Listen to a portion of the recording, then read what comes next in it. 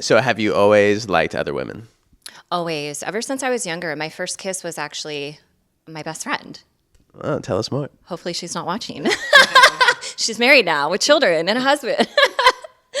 But definitely, I mean, I've always felt that way about women. I've never come out and say, oh, I'm fully bisexual. Obviously, like a lot of my close girlfriends, especially lifestyle friends, know that about myself. But women are so beautiful. How can you just pass them up and not like want to caress and say hello and all those kind of really fun things? Yeah, I mean, there's nothing more beautiful than a beautiful woman.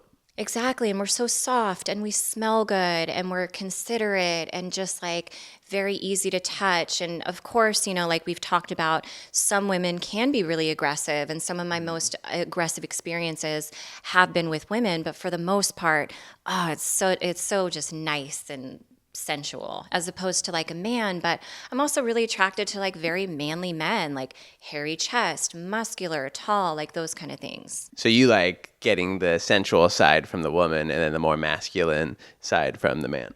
1,000%. And that's why I'm all for the threesome. It's like Hannah Montana, the best of both worlds in one session.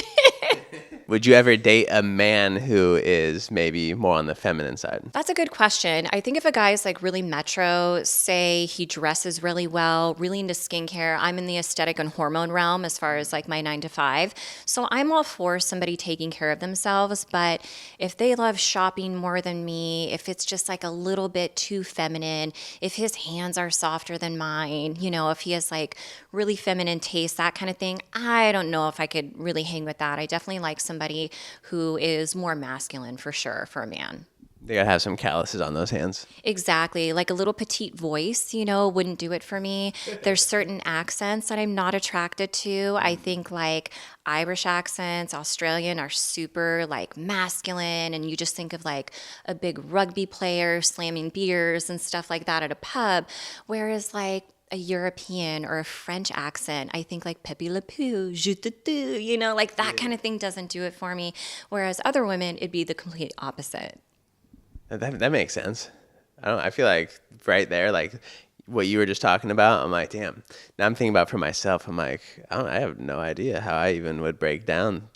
I feel like such an eclectic taste in like different women where it's so hard to break down like what you're into and what you're not. I think everybody has essentially aesthetically what they're attracted to. And you see a lot of these interviews online, what's your ideal guy? And they always go for the height first. I'm 5'3". Anybody is going to be taller than me. I'm small. I'm like 107 pounds. You better be outweighing me. You better be taller than me. I can't date me. I'll go date a woman then, at that point.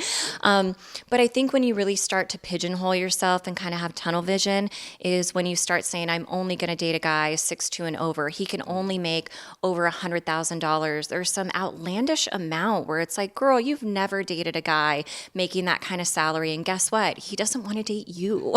So there's that.